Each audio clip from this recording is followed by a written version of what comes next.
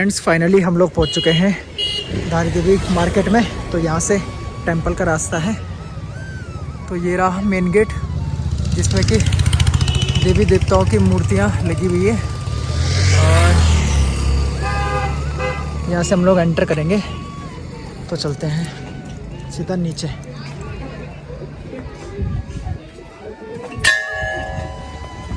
धारी देवी माता का टेंपल जो कि आपको लोगों को सामने दिख रहा होगा।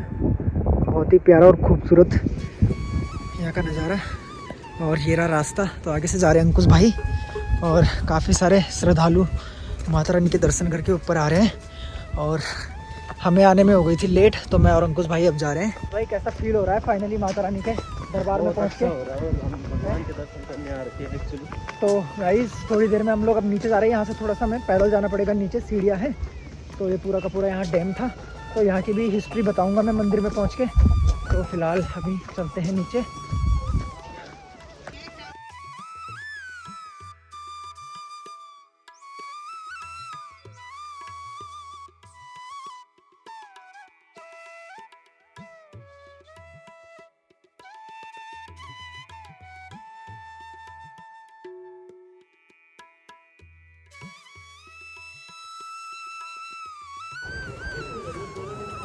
चल तो दोस्तों यहाँ से एंट्री होती है माता रानी के दर्शन के लिए। तो ये रहा पुल।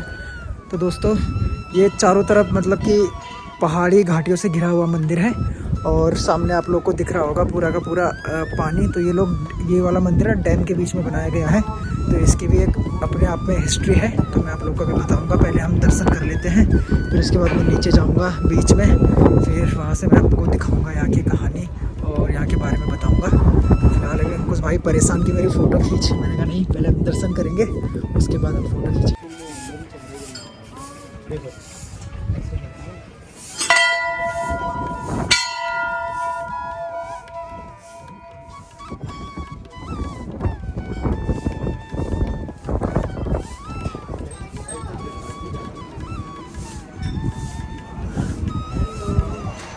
दोस्तों अब चलते सीधा अंदर।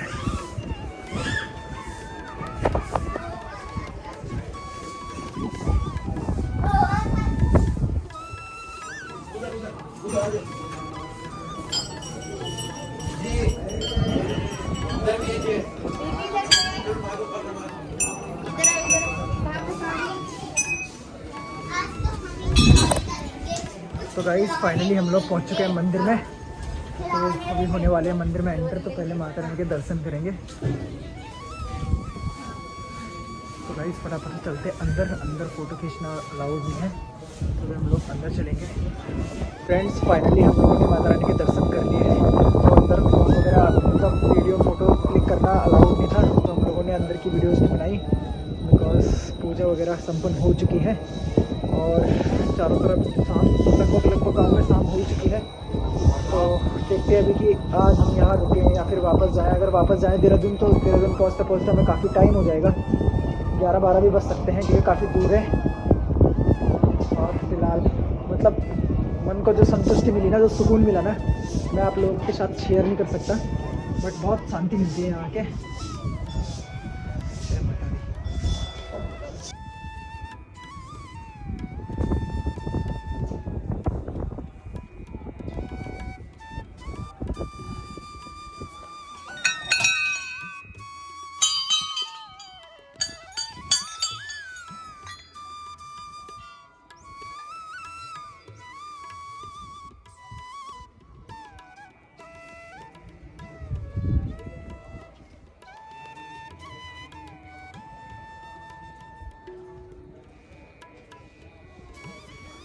तो दोस्तों यहाँ पे यज्ञ कुंड है, हवन। तो हवन कुंड है ये। तो यहाँ पे हवन वगैरह किए जाते हैं और परिक्रमा।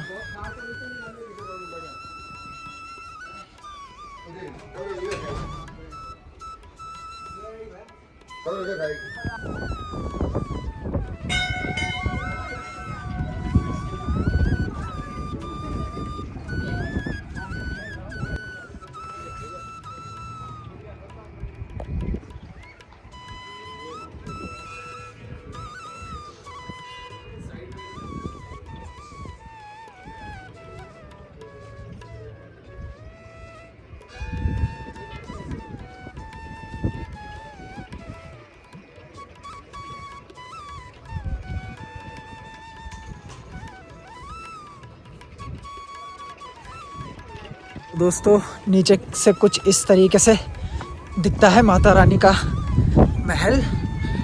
तो दोस्तों ये रहा रास्ता ऊपर है जहाँ पे हम लोग, यहाँ पे माता रानी विराजमान होती है। तो गाइस बहुत ही ब्यूटीफुल लुक आ रहा है यहाँ से, और दिखाता हूँ मैं आपको आगे। अंकुश भाई क्या हाल है तोड़े हैं?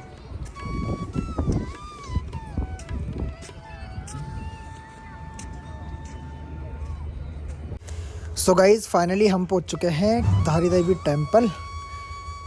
तो ये मेरे पीछे दिख रहा होगा आपको माता रानी का टेम्पल।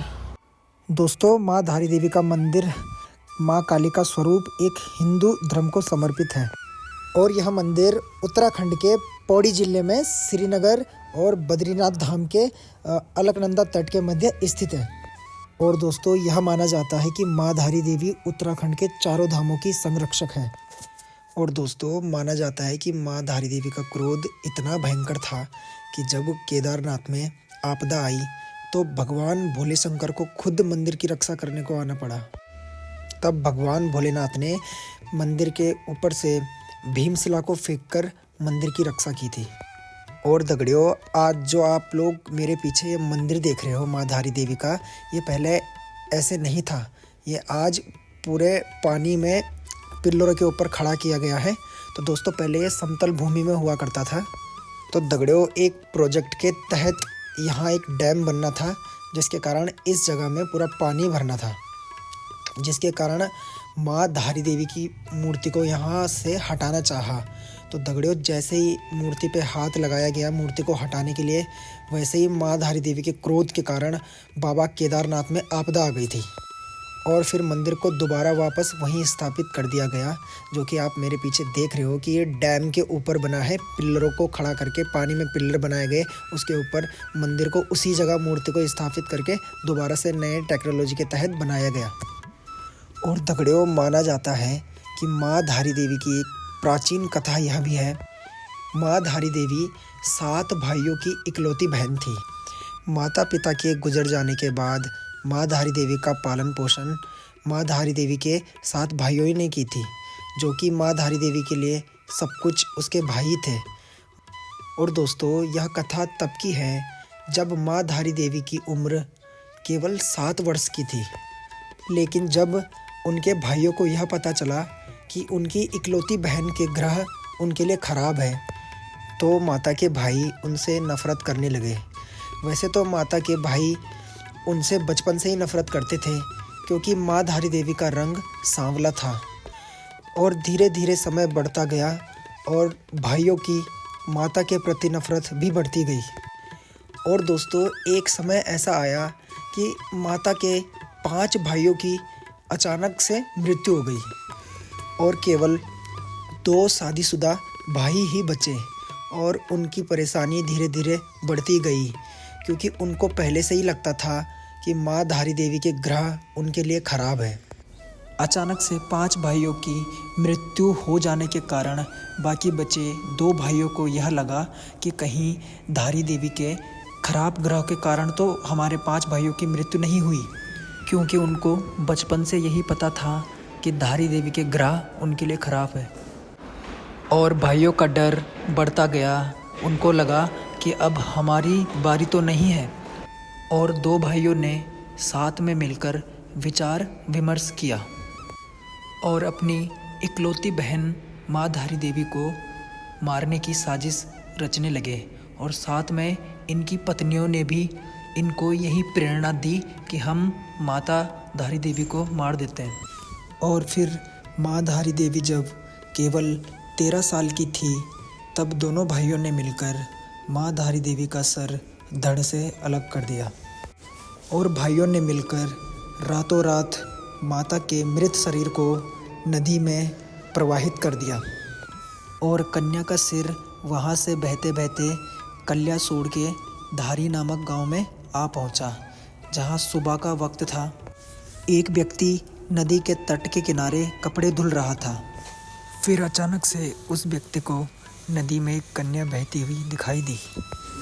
फिर उस व्यक्ति ने कन्या को बचाने की सोची, किंतु वह करता भी तो क्या, क्योंकि नदी में पानी इतना ज़्यादा था और पानी का बहाव भी बहुत ज़्यादा था, क्योंकि वो कन्या को बचाने जाता तो खुद ही डूब जाता और उसका धैर्य टूट गया और उसने फिर सोचा कि अब मैं इस कन्या को नहीं बचाऊंगा।